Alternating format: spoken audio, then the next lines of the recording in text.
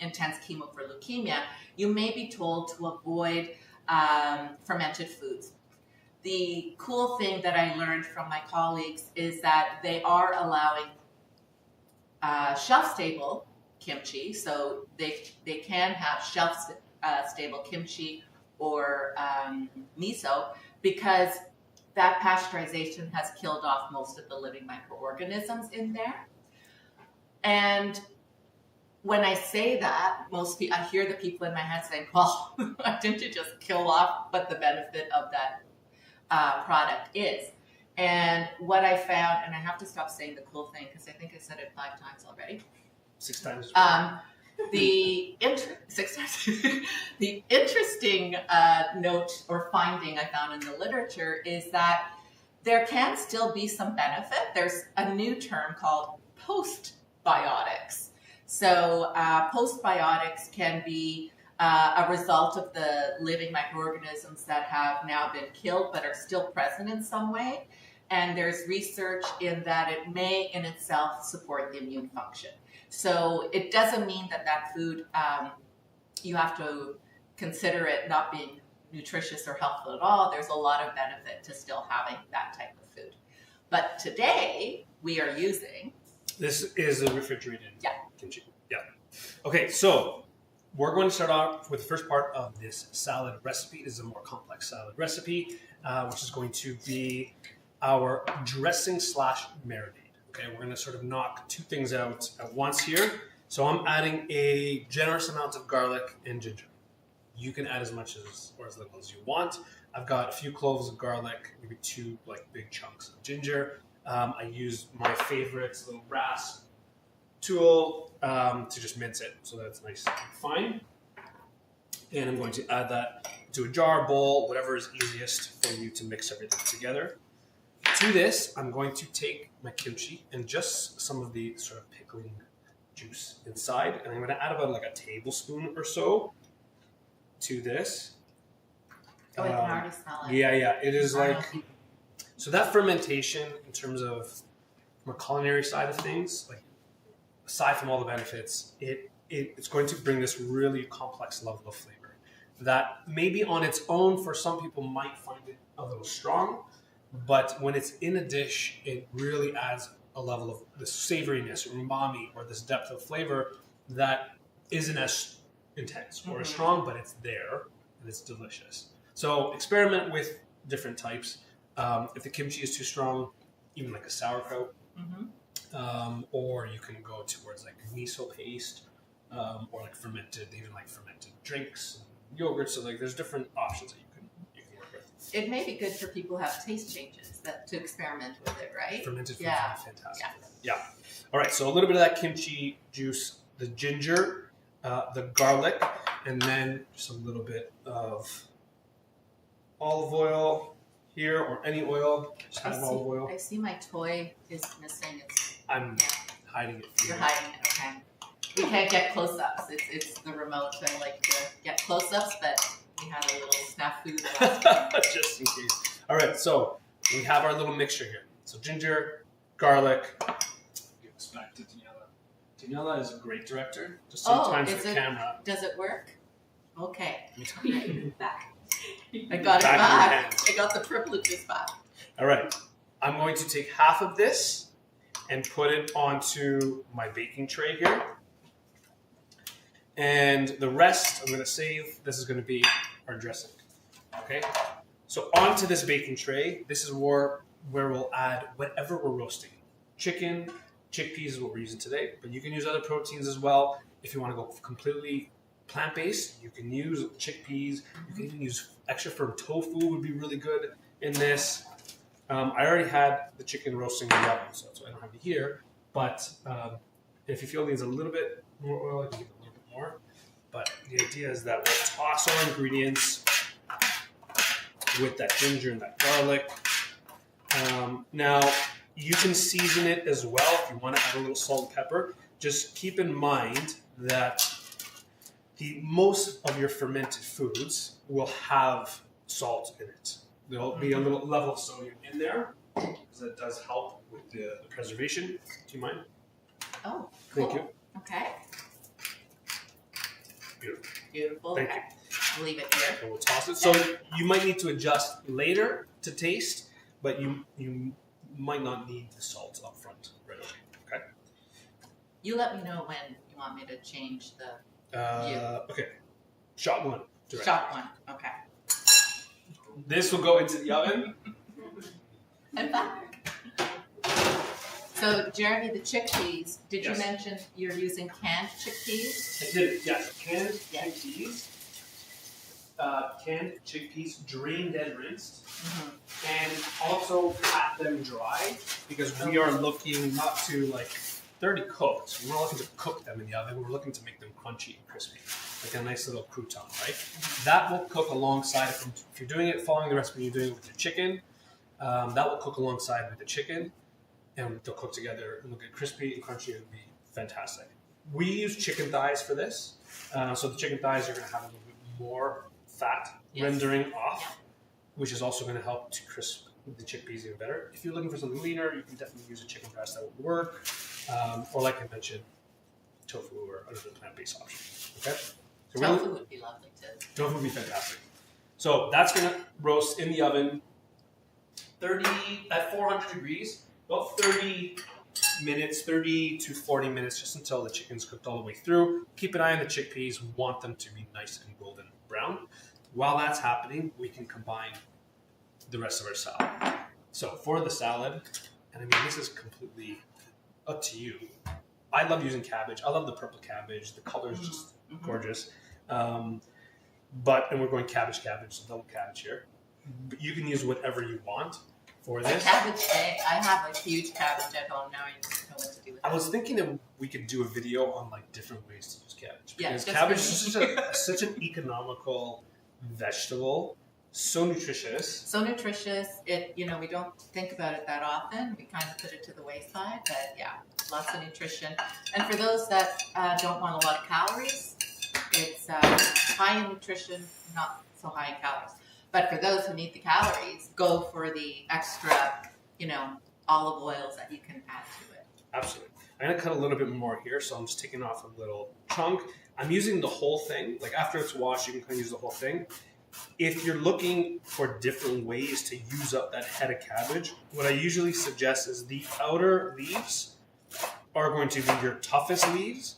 So those are better for soups and stews or cabbage rolls or anything that's going to require some cooking. And then the inner leaves, which are a little bit more tender, a little more delicate, are great for like salads, slaws, that sort of thing. Okay? So I'm going to add a nice bunch of that cabbage here. Now, if we're not so skilled with the knife like you are, Yes. can we use, what is it called when you just shave it along? Sort of Mandolin, you can. Mandolin is one of the most dangerous tools in the kitchen. More dangerous than the knife. Okay. If you want to, Neuropathy, there's no way you can Forget it. Okay. So then you're back to the knife. Yeah. Okay. So Or what I will say, you can buy cabbage pre-shredded. Like it's one of the more common things that you can find in the grocery store. So if you do have challenges even gripping a knife, use pre-shredded cabbage. Okay. Absolutely. I will suggest one because you mentioned mandolin. the glove. People are watching And at people home. were talking about neuropathy. This is like Yes. the absolute must pair for a mandolin are these nylon cut-free gloves. Okay, you can use mandolin. You will not cut your fingers. These are great. Okay, do not use a mandolin without this. them. Yes. Okay. I feel like I have to put a warning. I meant to ask that. I'm going to put a warning in the Daniela. Do not use mandolin. And also the remote. My goodness. Okay. All right, so cabbage, cucumbers, you can put carrots, onions, like honestly whatever you want for the veg in here. We're going to take the rest of that minced garlic with the kimchi juice and everything, the ginger in here, and I'm going to add a couple tablespoons of rice wine vinegar. You can add other vinegar as well. We just want some acidity. You can add lime juice, you can add lemon juice, and we're going to go with 3 tablespoons of olive oil. He never measures. No, I'm not measuring. I would measure. You can measure. What I usually say is You can look at the side because they won't combine. You want a little bit more oil than your vinegar. Mm-hmm. If you like it a little more vinegar forward, a little more acidic, you can go half-half. Mm-hmm. Or if you don't like it as acidic, then you can go like 2 parts oil to 1 part of your vinegar. Okay. So I'm just gonna That makes it easier than using the tablespoons and teaspoons. Yeah, less mess. So what's convenient about putting it in a jar is that I can mix it up here, and if I feel like, you know what, oops, I made too much dressing, I can just put it in the fridge, and then we can use it for something else, right? So I'm gonna pour this over top, and the color from the kimchi too is just so nice. I can actually see the mouths watering in our audience. Then we're gonna take as much kimchi as you like, and I've done some here, and I chopped it up like really fine, and I'm going to add this as well. Again, if you just want to like dip your toes in, just add like a tablespoon or so. It's not going to be that strong, but it'll be there. It'll be present for sure. Okay, and then we'll give it a little mix. And then any other additions for flavor that you want to add, go for it. So, Daniela, if you don't mind, I have some toasted sesame seeds. Ah, okay. We're going to add that in. You want me to add that? Right in, all. All of it? The whole thing. Okay. There we go. Professional pour. And then if you want to open that container, I have I've some got chopped today, don't I? chopped coriander, some chopped cilantro in here. Okay. And All or not half? all, do like about a quarter of it. Just Okay. a nice little sprinkle. Perfect. Beautiful. And mix that through. Like this on its own already is super colorful, really delicious. Bringing it down. Shot 2. Thank you, Daniela. And yeah, just awesome on its own. But then we're going to have our roasted chickpea and chicken. I want you to see, maybe go back to shot 2. I don't know if you can see this. The color on it is really, really nice. Oh, yeah. And you can smell even like the ginger and the garlic on it as well. And just like lifting the chickpeas, you can hear how crunchy it is. This is like the perfect little kind of snack on its own. And if you are cooking it with the chicken, as I mentioned, as the chicken cooks, the fat renders off, and it helps them really, really crisp up your chickpeas. I'm going to bring it back up. We're going to put that in there. With the chicken, you can chop it up and add it as is. What I like to do is after I chop it up, this is just to speed things up a little bit. Don't suggest having 17 different pans to make this dish, but you chop it up and then just pop it back in the oven as it's sort of cooling down. That extra heat is going to help to really crispify the chicken. I'm going to add that in.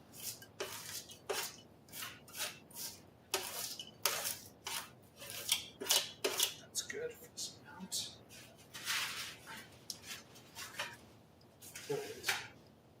I think we're ready to serve. So while you're doing that, I'm just going to mention, I think one of the reasons why people have been talking about fermented foods in our classes is because there's some info out there that it may be good for people for cancer risk reduction.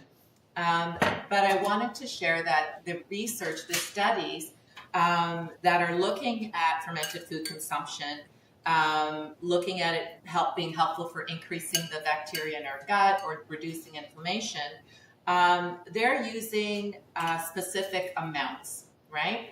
And it's not, it differs from what we find commercially on the market.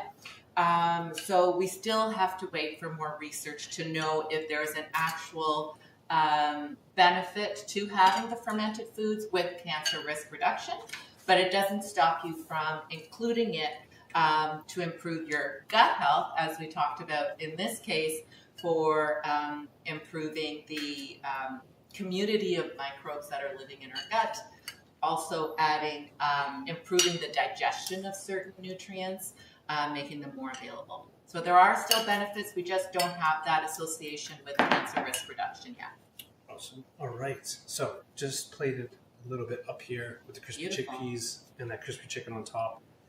I know it doesn't translate as well. Yeah. Sure. On the video. I don't do it by myself anymore. I need you to tell me. But the colors Beautiful. are pretty amazing. And that is our first. Excellent. Recipe. Yeah. Yeah.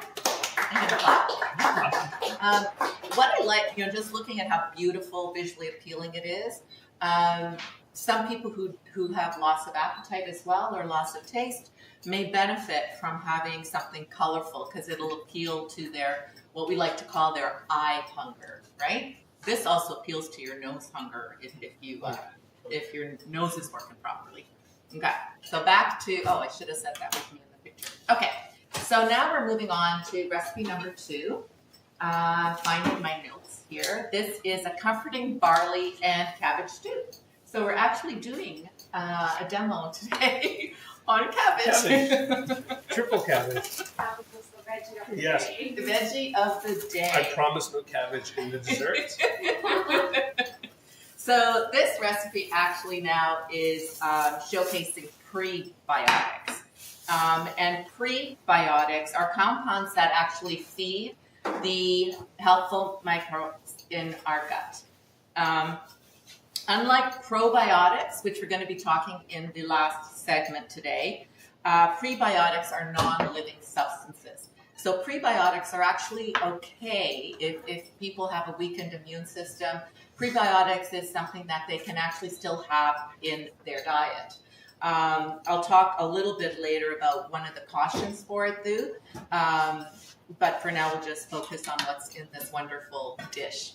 So we have 2 types of prebiotics in this dish. I'm looking around to see if we also have onion or garlic around for this dish.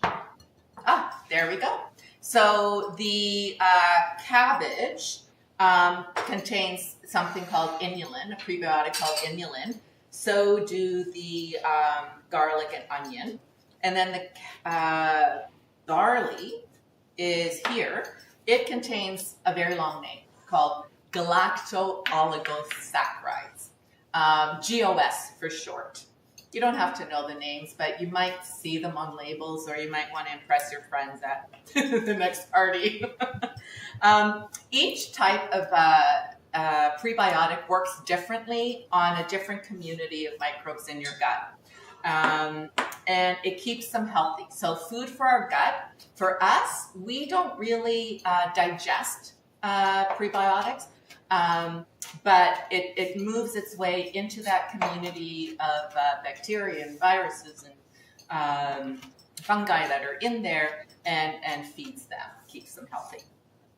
Okay, I will turn it over to you to talk more about the stew. To talk more about cabbage. All right. Talk more about cabbage. So, we're making this really nice comforting stew, something that's a little more hearty. That's why the barley is here as well. I think it's a great grain to add substance to your dishes. It has a really nice texture. It's fairly accessible. You can find it in most places. I do have a couple varieties here to show you. Maybe we'll go for number 2. Number 2. Just to show you how there are different types. You have your pearled barley. And then there are different, I have like a darker version and an unpearled barley here as well, just to show you some of the different colors of different types. Your pearled barley is going to cook quicker. I know nutritionally there's some differences as well, yes. right? Yeah.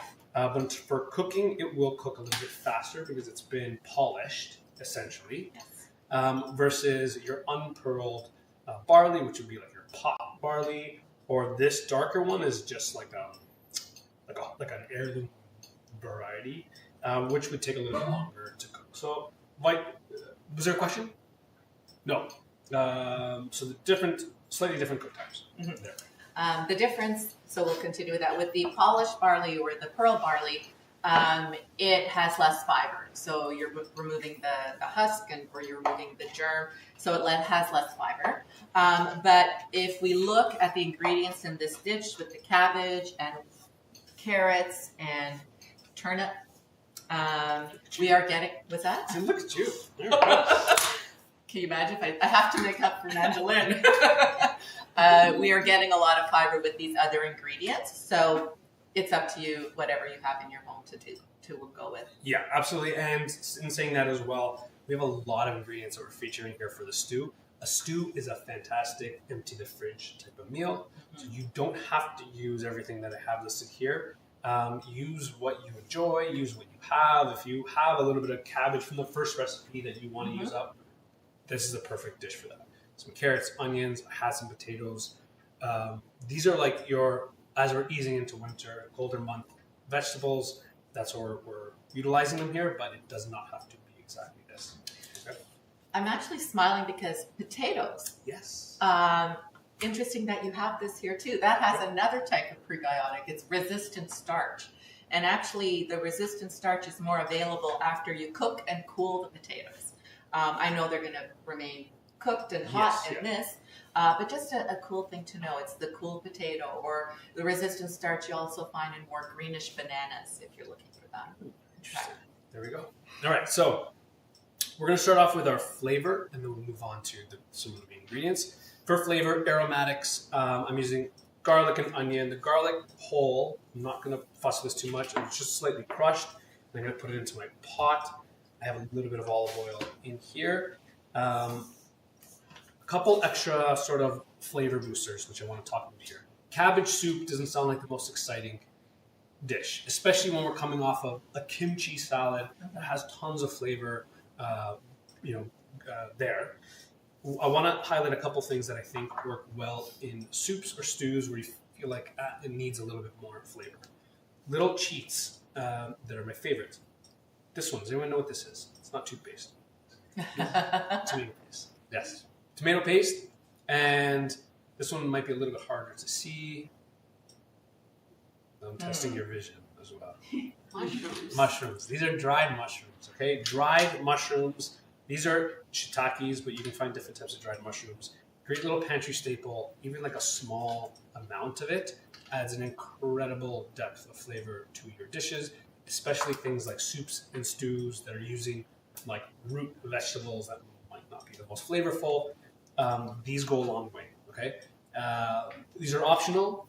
I just wanted to feature them today, but great pantry little items. The tomato paste that comes in a tube, you can keep it in the fridge, and it's very convenient and easy to add as well. So to that garlic, I'm going to add a nice little amount of tomato paste, about a tablespoon or two to that. I don't think of tomato paste as the most exciting ingredient, but it is concentrated glutamate, and sort of that, if you've heard of MSG before, that glutamate that's part of the MSG that's found naturally in a lot of ingredients is very intensified in something like tomato paste. So it really adds this incredible depth of flavor. I'm going to throw in a few of these dried mushrooms as well.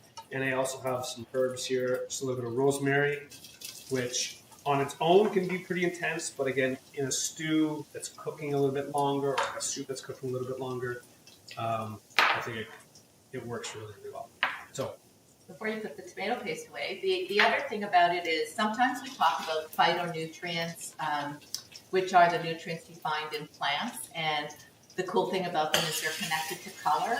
So the red color is connected to lycopene. So lycopene is an antioxidant, phytonutrient. And the cool thing about it is that it's found in red fruits and vegetables.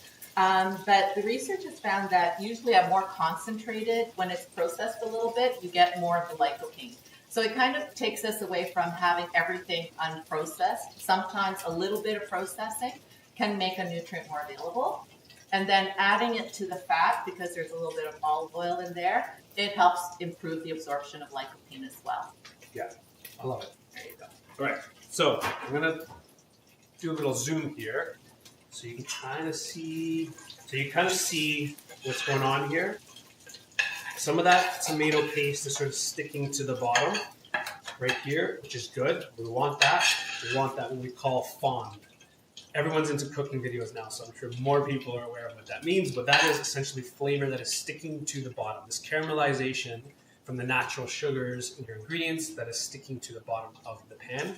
Once I start to see that, then I can go ahead and add my barley. I'm adding it now because I want to actually toast it a little bit. Interesting. Yeah, we don't think of like our grains as something that we want to like toast in advance. We think of spices that we want to toast in advance to bring out some of those flavors and those aromas. With grains, you can do the same thing, and it really does add a little bit more depth. I keep saying depth of flavor. I don't want to cheat by always saying depth of flavor, but it does add a really, really nice amount of like that toastiness that you will taste in the end dish. So a minute or so. It doesn't take long. Then we can go ahead and add some of our other root vegetables, a little bit of onion in there,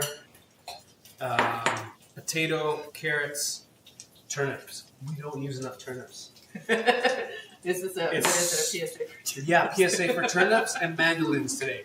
Don't use mandolins for safety love, and eat more turnips. Use more turnips. Okay, the color is amazing. I love the purple. Really nice texture, and I don't know what we do with all the turnips because I don't see people buying them, but I see them at the grocery store. So eat more turnips. That's all I'm going. If you use turnips, let us know. People online, Yeah, or what do you with do us with here in the audience. Do you use turnips? Are you using turnips? Okay. Are we all buying turnips this week? We're all buying turnips. All right. So any of your harder root vegetables, whatever that may be, squash, rutabaga, parsnips. What are some of our favorites here? Do we have a favorite root vegetable? Someone says turnips, my head's gonna pop. What's our favorite? I love rutabaga. Rutabaga is a nice one. Rutabaga. Yeah, rutabaga would work really well here. It doesn't. Yeah, you're right. Yeah. It falls in the same category. It's another underappreciated. Yeah. What else? What else are some of our favorite roots? Well, potato. Potatoes. Yeah. Potatoes got a lot of love. No need for a PSA on potatoes. All right. Favorite roots. Throw it in. We have this really nice little melody. Colors here. Sizzling, toasting. And then that fond that I mentioned, those little caramelized bits that are sticking on the bottom, what's going to help to release that is moisture. The vegetables will start to do that because the onions are going to, some of the water is going to draw out of there. Not so much the root vegetables, but this is when we'll add our liquid. If you want stock, if you have a veg stock, chicken stock, go for it. Beautiful. I don't. I'm using water. My dried mushrooms and my tomato paste are going to build a stock for me. Okay, so this is a nice way to also add extra flavor if I don't have a stock. Use those little hacks. Miso paste is another one too, which works really well. Okay.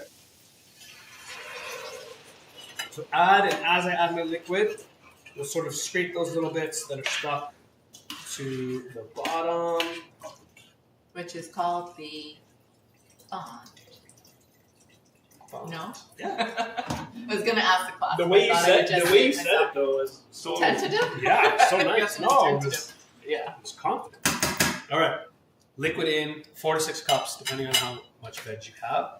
Bring that up to a boil, and then we can just reduce the heat to medium. Let it kind of chill out, simmer.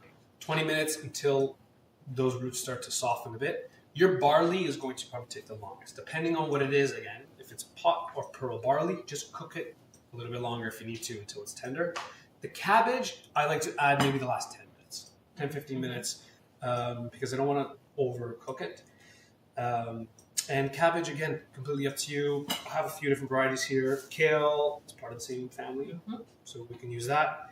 Napa cabbage, which is your kimchi in the first recipe. Yeah, we're using Napa People are cabbage. listening. Yeah. Yes. The audience knew that the Napa cabbage was what was used in the kimchi. Kimchi, Yeah. yes. Or the purple cabbage that I had in the first recipe too. Either will work. It's delicious. Okay, so add it in about the last 10 to 15 minutes, and then we can finish at the end Going with to come something back. fresh. I'm gonna come back to you. I'll Okay. come back to you. We have our giant Looks pot good. Oh my. over here. The prepped one. Prep one with deep coat. Sorry guys, I know I'm looking in and getting a preview of it, but you see it soon. Can you smell it already when you lifted the lid? Yeah. All right, so you can kind of see here what we have, just like this incredible melody of the potatoes and the barley and the cabbage, like comfort food for sure. This is something that Great for cold weather, probably. cold too. weather, it will definitely satiate you. I don't know why I'm thinking like going skating and then coming home and having a bowl of this. Oh yeah, skating. All right. And the last thing, what I would do, and I always do this with soups and stews, is something acidic really, really goes a long way. So even a little splash, we always think of like lemon juice, but even a little splash of vinegar. So I put a little splash of like red wine vinegar or like a cider vinegar in here. You don't need much, but it really, really helps to balance up that like long cooking depth of flavor with something fresh and bright. And then add a little bit of chopped parsley, which is always nice on top. May I come down? You may. And that is Our second recipe. our second recipe, which is Awesome. our comforting barley cabbage Stew. Yeah. Before we leave, I'm just going to do, I guess, a PSA on prebiotics. So people who have irritable bowel syndrome, not inflammatory bowel syndrome, but irritable bowel syndrome, they may have been told to follow a diet that's lower in something called FODMAPs. I'm just curious if any people know. Okay.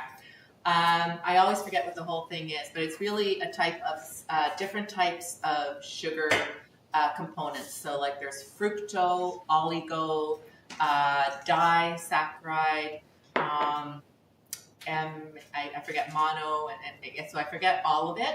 But the galactosaccharides, a lot of the oligosaccharides that are in prebiotics are also what you need to avoid if you have to follow low FODMAP diet. So if you're on that, you know you're on it because you remember that term.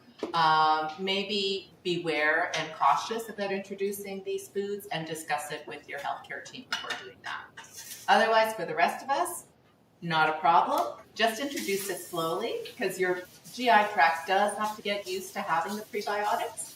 And I guess that's it. I guess it's time to move on to recipe 3. Which I was talking about earlier is probably my favorite. Only because I have a big, fat, sweet tooth. Right in the center of my mouth. No. So this delicious and healthy recipe features a probiotic yogurt. And Jeremy and I had a lot of fun with this yesterday as he's at the grocery store, and I'm saying, you know what? We need a specific kind of yogurt. This is very fascinating. Yeah. Very fascinating. Okay. So although all yogurts are made with a live bacterial culture, most do not have probiotics added after fermentation. And probiotics are beneficial bacteria that are alive and that have been scientifically proven to provide a specific health benefit when consumed in adequate amounts. So it needs all of that criteria. So it needs to be live, it needs to be scientifically proven, and it needs to be taken in adequate amounts. So we typically avoid mentioning specific brand names, but we had to make an exception today because it was hard to find a yogurt that had met all this criteria. And so Activia yogurt, Activia probiotic yogurt, first of all, on the front it says gut health. Now we know that, gut health can mean a variety of things, but if you look more closely, it'll say that, we can send a link to the people online. If you look more closely in the ingredient list, first of all, you see that it gives you the active probiotic culture, and it gives you the genus, which is the Bifidobacterium. It gives you the species, which is the Lactis, but it also gives you the strain. So specific CNCM 12494. So yes, it's a bit of a chemical. You all knew that, right? The thing about it is that you could have, and the reason why it needs to be so specific is because you could have a probiotic that starts out as Bifidobacterium lactis, but then the strain is different and it could be harmful for you. So just being a different strain can be harmful versus helpful. And so that's what you're looking for, something that's specific. if you're going to say you're a probiotic item, you also have to indicate how many probiotics are in there. So for instance, this says 1 billion active probiotics, and it says it supports digestive health. It actually goes further to say that it's specific for helping the flora in your gut. So you need all of that to be actually considered a probiotic. Otherwise, you're just a live microorganism floating around in a food. I found that incredibly fascinating because I think it was just general knowledge that all yogurts have probiotics, which is not actually the case at all. That blew my mind. We have been incorrect in our use of probiotics, and I'm here. I'm not the probiotic police. You are today. It was very interesting. And maybe I'll just talk about cooking with probiotics. Like we also talked about that. So if you're cooking with it, of course, you're going to be killing off a lot of the microbes. So you're not going to be getting that benefit that it says on the container. So sometimes what you might want to do is just consider using it at the end of the cooking, at the end of cooking. But if you're baking it into something that's hard to do, or like we're going to be doing it today, it's also included in the glaze that's put over top, so you're getting the benefit that way. Unless you, or just eat it like you would. Or just eat it, just eat it normally, of course. But also, we talked about postbiotics in our first class. So even if it is cooked, you're probably getting that postbiotic hit as well. Okay. Don't ask me any of these things next week. I will have forgotten. I love it. You will all be tested. So take notes. All right, we're gonna make our last recipe. No cabbage, I promise. But we're making these yogurt cinnamon buns with pear and spices and tangerine and all the amazing flavors. So what's nice is that it's a very simplified process. If you've ever had cinnamon buns before or made them before, it is a lengthy process. Often a yeast-based dough, there's rising involved. We're skipping all that. So this is not going to be like your typical one. This is going to be a very quick, easy, rough and ready cinnamon bun. Okay? To start with the dough, we're using 2 cups of flour. Okay, this is just regular all-purpose flour. You can absolutely swap this out for like a whole wheat flour if you want. It will just absorb a little bit more moisture, so you can just keep an eye on that in here. I'm adding about a teaspoon of baking powder. This is going to help with a little bit of the rising, even though we don't have a long rising stage. Okay, and then a cup and a half of yogurt. It doesn't have to be the Activia one for the recipe. Any yogurt will work. So if you want to save the Activia one just for like the topping, which we'll also do, and you have another generic yogurt you want to use for because we're cooking it anyways, you can absolutely go ahead and do that. Yeah, like if you want to bump up the protein, you can go with more of a Greek yogurt, or can you use skyr as well? Absolutely. Yeah, any yogurt will work. This is actually kind of like loosely based on a really good flatbread recipe from Jamie Oliver, actually, which is like something we use often at home because it's very easy. And I'm deciding to turn it into cinnamon buns. So we'll see how that goes. Which we all would consider doing. Yes. Yeah. So about a cup and a half of the yogurt. Okay, so 2 cups of the flour to about a cup and a half of the yogurt. If you need to adjust, it should be a wet dough. If it's too dry, add a little more yogurt. If it's way too wet where it's not coming together, you can just add a little more flour. Okay, and then a couple tablespoons of butter or oil.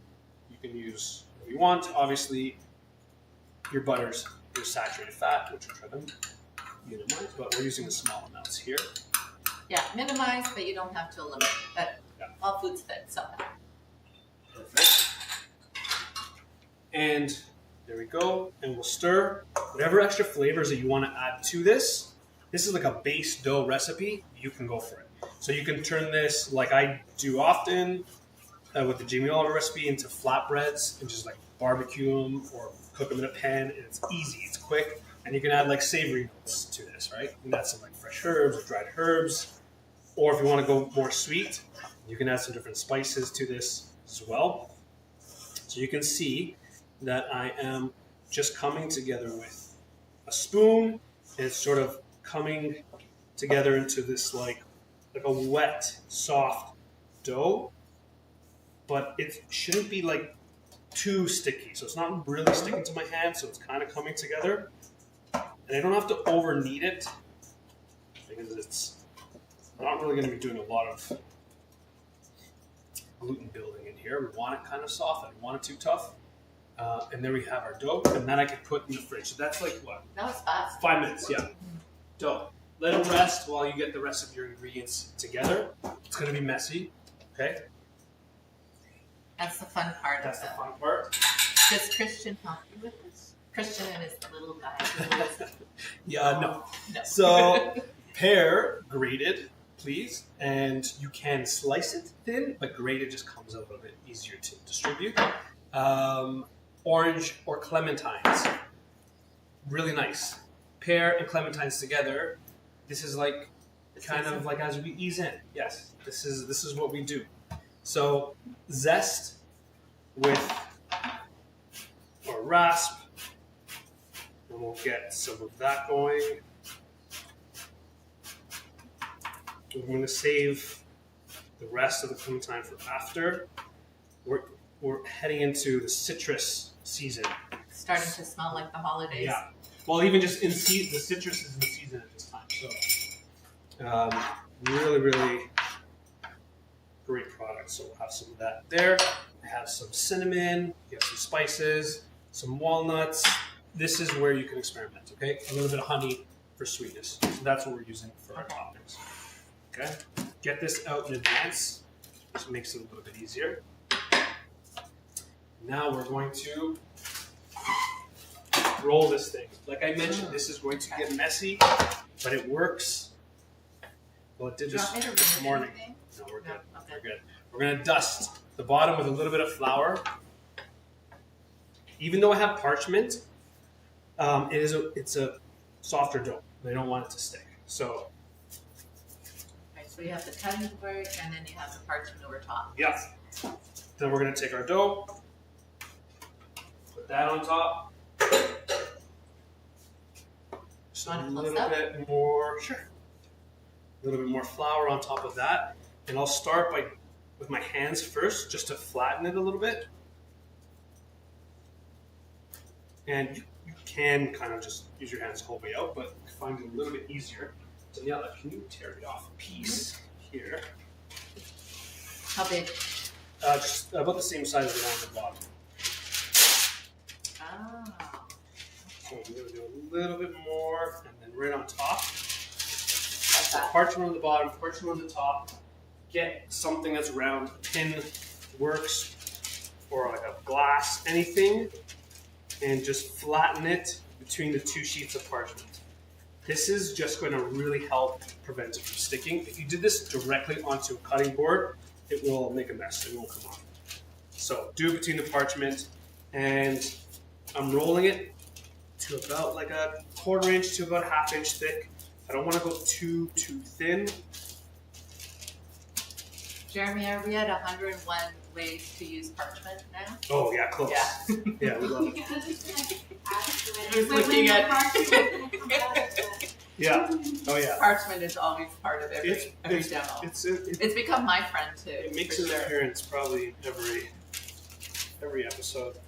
I think I started using parchment a lot. Yeah. Yeah. Yeah, from here, me too, yeah. But it is in a good way. Exactly. It's so helpful. And Especially, like, Yeah. you want to... No, yeah. I'm just speechless because I love parchment. Cleanup. It makes it easier for cleanup. People who have cancer-related fatigue, that is one of the biggest deterrents, right, is the cleanup. And so using it in so many ways can help do that. Yeah. This I love too because it just makes it so much easier. I'm less intimidated now to make something like this. Yeah. So we're gonna, once you have like a good thickness, we'll carefully peel this off. A little bit's going to stick to the parchment. That's fine. You could add a little bit more flour, and if you're not racing to finish a cooking class, then maybe be a little bit more patient than I am. But you're doing a great job. And we did it like this is supposed to be really kind of rough, and ragged, like I mentioned. So don't stress out, even if it doesn't, even if it sticks a little bit. The nooks and crannies are all part of the They make experience. it even better. They make it even better. The glaze. Yeah. All right. So you have sort of a flattened piece. You can kind of like piece it together too. If you need to. Okay. And now we have our like little sheet here, which we're going to add all of our toppings. So we can add our cinnamon, add as much as you want there. Orange zest, it's kind of like little blobs and sprinkle. That grated pear. I don't want to go heavy on the pear because it's going to add even more moisture, but just... The pear is giving us some additional soluble fiber. We've talked about prebiotics and probiotics and fiber, but this is more of a specific soluble fiber called pectin. It doesn't qualify as a prebiotic, but it's in the list of foods that can help with our digestive health. And then if you want some nuts, some walnuts on here. Honestly, anything would work. You put dried fruit if you want. Like if you just want traditional cinnamon bun flavors, just go with that too. Just cinnamon sugar. Right. The fun thing about walnuts, I guess it's fun for a dietitian and a chef, maybe not for everybody. But the fun thing is that it has omega-3 fatty acids. So we always talk about our fish as being our main source of omega-3 fatty acids, but there's a different type that you can find in walnuts. So you're getting that, and you're also getting some fiber there too. Absolutely. And then honey, whatever you want for a little bit of sweetness. You can just sprinkle it with maybe like a little brown sugar, maple syrup, right over top. That looks beautiful, and it's not even cooked yet. And then what you'll do is you want to roll this thing. Okay, so you're going to use that bottom part of the parchment, and again, it'll stick a little bit, but you should be able to use that parchment to just roll it in on itself,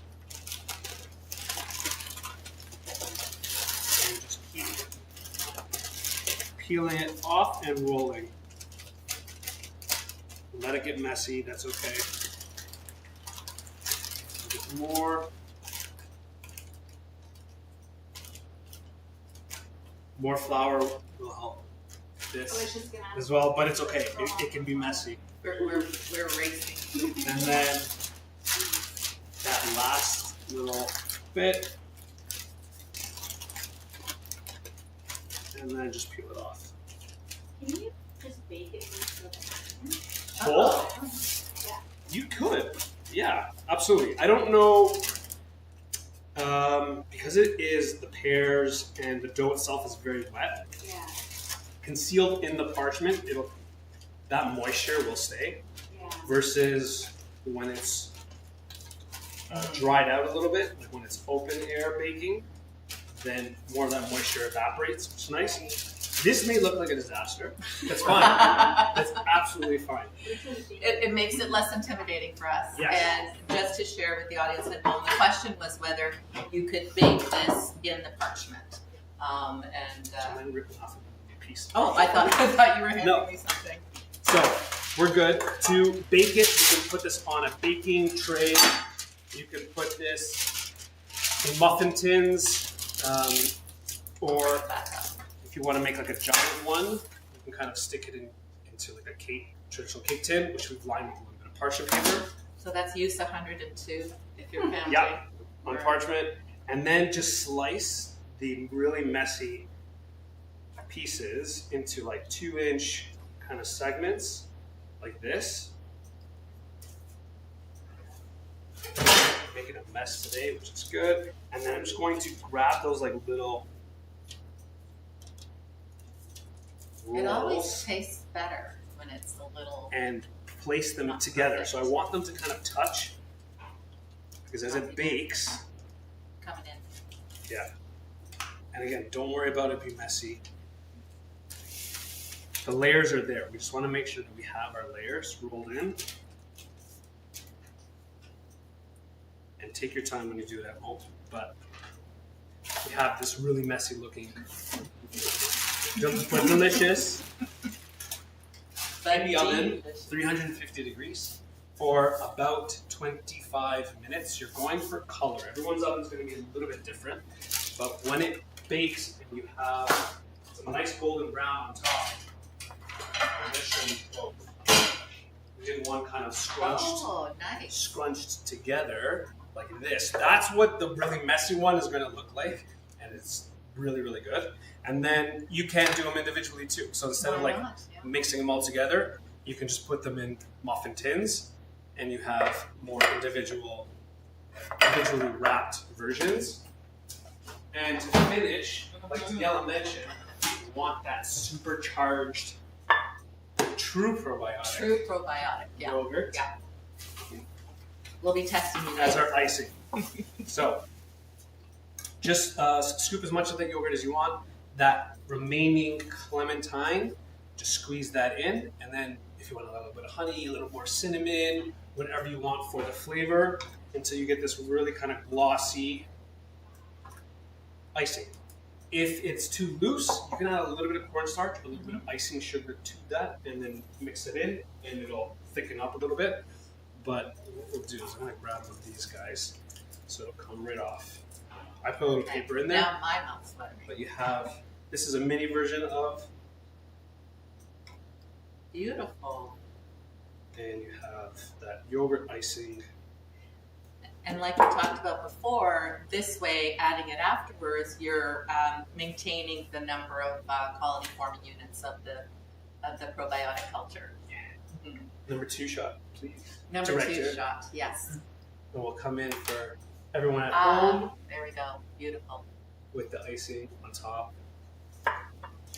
Yogurt pear, cinnamon buns. Mm-hmm. Yogurt Probiotic discussion. Lots of cabbage talk today. And we did it.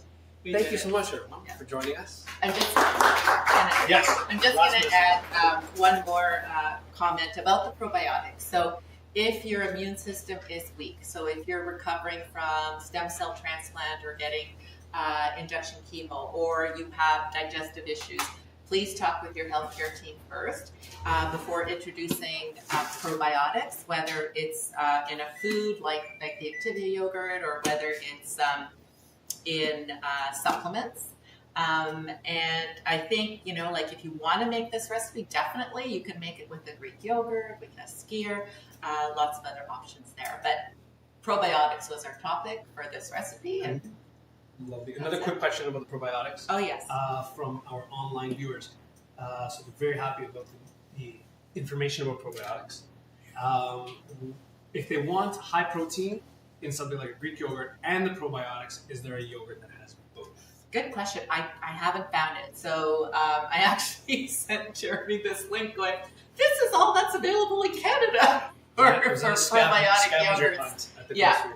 So there isn't one that's available that does both, but you're still getting a good amount of protein in the regular yogurt here. Yeah.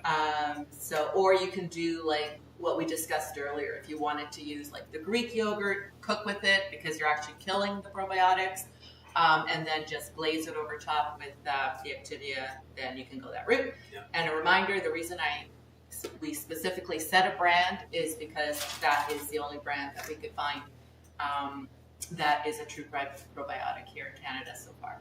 Yes. In a yogurt format. Okay, great. Round of applause to Daniela, because I know this is an insane amount of information on our gut health. So thank you so much. Again, for those watching at home, we will be posting these recipes over the next day or two, and all that information. Daniela also put links together. Yeah. It will be on the website, so you can check that out. You have the recipes here in person. The links are written out, so if you don't want to type it, you can definitely wait for the pages. Thanks again. Join us for our last class of 2025, December 18th. Oh, you know it. Okay. I cheated. I love I it. cheated. Third Thursday, as always, 12 to 1.